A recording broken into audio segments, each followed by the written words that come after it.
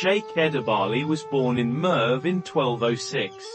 He was a contemporary of Shaykh Sadruddin Konavi, the Shaykh of Islam of the Seljuks, and Mevlana Celaleddini Rumi. His surname is Imaduddin Mustafa B. Ibrahim B. Anak el-Kursari. Edebali received his initial education in Karaman, becoming a student of the Hanafi jurist Nekmeddin al-Zahidi. Later, he went to Damascus, and studied religion under prominent scholars of the time, such as Sadreddin Suleiman B. Abul Izz and Semalettin al-Hasiri. Upon his return from Damascus, he turned to Sufism. He established a zawiya in the village of Itburnu near Eskişehir and began to guide the people. Asik Pasazade records that his zawiya was never empty, and that Edebali tried to meet every need of the poor who passed by, even keeping a flock of sheep for this purpose.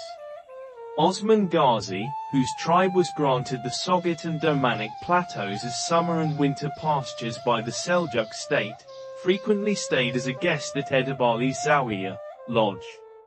Osman Ghazi, who held great respect for scholars and Sufis due to the specific qualities they had brought from Central Asia, would visit Edebali's zawiya on holy days to seek his advice on religious and administrative matters. One night while he was a guest, he had the following dream. A moon emerged from Edebali's bosom and entered his own. A tree sprouted from his chest. It became so large that its branches embraced the heavens and its roots embraced the entire world. Its shade encompassed the entire earth. People gathered under its shade. That tree shaded the lofty mountains and the rushing waters that gushed from their foothills. Osman Bey told his dream to Shaykh Edebali. Edebali interpreted the dream as follows. Son Osman, may God Almighty grant you and your descendants sovereignty. May my daughter Malan Hatun be your wife. Following Edebali's interpretation, Osman Ghazi married Malan Hatun, Rabia Bala Hatun. After the conquest of Bilecik by the Ottomans, Edebali moved his zawiya here and continued his religious services in the same way. After the death of Osman Ghazi, the revenue of the village of Kozagak, now Karagik, was given to Edebali in Bilecik with his daughter and grandson Aladdin Bey, and his daughter Rabia Hatun donated this village given to them to the lodge. Shaykh Edebali died in Bilecik in 1326, after living a long life. He was buried in the room of his zawiya that was used as a mosque. Edebali was not only a Sufi but also the first Ottoman judge and mufti. He met and studied with many of the jurists of the period and trained numerous students. His son-in-law, Dursun Faqih, was one of his leading students and became the second mufti and judge of the Ottoman Empire after Edebali. Suleiman Çelebi, author of the Mevlidi Serif, was a second-generation grandson of Shaykh Edebali through Mahmud Pasha. Along with him, his wife, daughter, prominent figures of the time, Molla Hattab I Karahisa, Sheikh Mulis Baba, and several other relatives whose names remain unknown, are buried in the Bilecik Edebali Zawiya. The tomb of Say Edebali. It is one of the most important historical heritage sites in Bilecik. It is located on the hilltop above the Orhan Gazi Mosque. While its construction date is unknown, it is believed to have been built during the reign of Orhan Gazi. Along with Say Edebali, the tomb houses 6 large and 4 small sarcophagi from the Shaykh's lineage.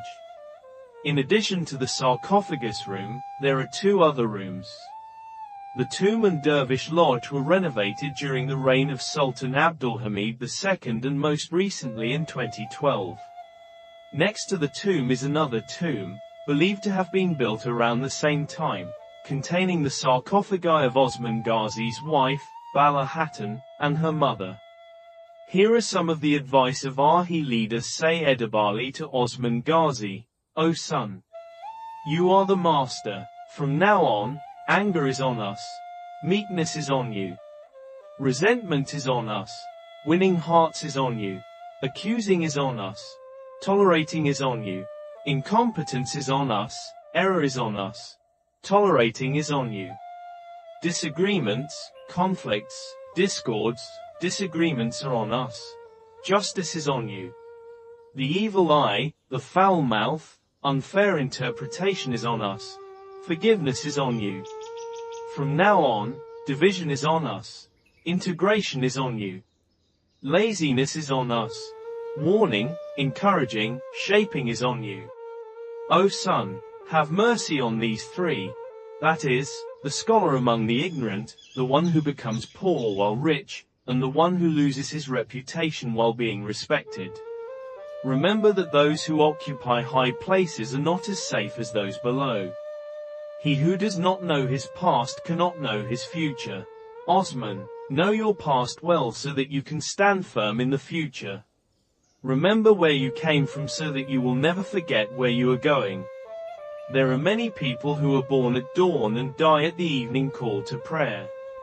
The world is not as vast as your eyes see. All the unconquered secrets, the unknowns, will only come to light through your virtue and justice. Throughout thousands of years of Turkish history, in the Ottoman Empire, as in other Turkic states, spiritual leaders, scholars, and scientists were valued and respected. Ottoman sultans sometimes even formed kinship and friendships with these individuals, and sometimes even bowed their heads in their presence, becoming their disciples and students.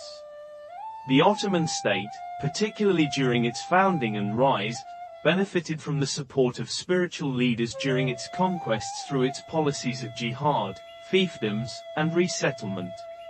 Ottoman sultans were the material conquerors of the state, while sheikhs, ahi, ghazis, abdals, and scholars were its spiritual conquerors.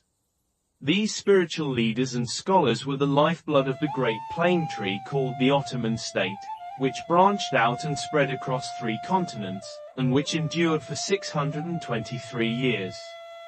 Shaykh Edebali is one of the most exceptional figures among these spiritual leaders. For example, Shaykh Edebali played a significant role in Osman Ghazi's rise to Bey, and in the Ottoman Principality's rise to preeminence among other Turkish principalities, through his material and moral support. It would also be more accurate to say that Shaykh Edebali was the first judge and mufti of the Ottoman Empire. Dursun Faqih was a student of the Shaykh and the second judge of the Ottoman Empire. In other words, Shaykh Edebali was one of the material and spiritual founders, architects, and leaders of the Ottoman Empire.